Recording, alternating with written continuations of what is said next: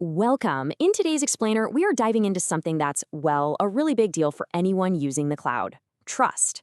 We're going to break down exactly how Google Cloud makes its promise to keep you in control of your most valuable asset, your data. So let's start with a fundamental question, right? When you move your data over to a cloud provider, it can kind of feel like you're losing your grip on it. So how do you make sure you're still in the driver's seat? Well, Google's answer starts with a pretty solid set of commitments. And look, this isn't just some policy document they've buried on a website somewhere. No, Google frames its entire commitment around 7 core promises. Think of it as a clear declaration that really forms the bedrock of their entire relationship with you and your data. 7. That's the magic number here. Just 7 core principles. You can almost think of them as the constitution for how your data is going to be treated. So let's actually break them down. Okay, so this slide lays it all out, and it's basically like a data bill of rights. It kicks off with the most important one. You own your data.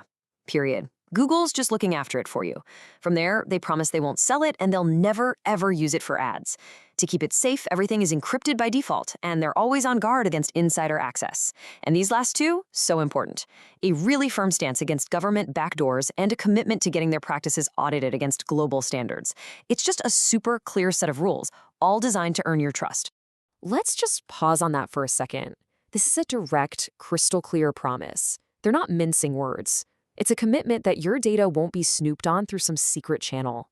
Access only happens through transparent, legal processes. And that really matters, because it draws a hard line in the sand on privacy. Okay, so promises are great, but how are they actually enforced? That brings us to our next section, how we turn these principles into actual practice with real, tangible controls over where your data physically lives and, just as important, the laws that govern it. These two terms get confused all the time, but the distinction is absolutely critical. So, as you see here, data residency, that's all about geography, the physical spot on the map where the server is. But data sovereignty, that's all about the law. It means your data falls under the legal rules of that country, like Europe's really strict GDPR privacy laws. Understanding this difference is just key to managing compliance. So how do you actually control all this? Well, think of it like getting a GPS and a set of digital fences for your data. You can use the GPS to pick the exact region where your data is stored, say a specific data center in Germany. Then you build the fences. Organization policies stop data from accidentally ending up in the wrong place, VPC service controls create a private perimeter around your services, and Cloud Armor helps protect you at the network edge. It's all about layers of control. So you've got the promises and you have the controls. But how do you prove it? For your auditors or regulators. That's where the compliance toolkit comes in. It's all about letting you verify everything for yourself. Think of the Compliance Resource Center as your personal reference library. Let's say you need to know exactly how Google Cloud aligns with healthcare privacy laws like HIPAA or payment card standards like PCI DSS. This is where you go to find all the detailed documentation you need to build your case. And if the Resource Center is the library, then the Compliance Reports Manager is where you get the hard evidence. This tool gives you direct, on-demand access to those super critical third-party audit reports. We're talking ISO certificates, SOC reports, the works.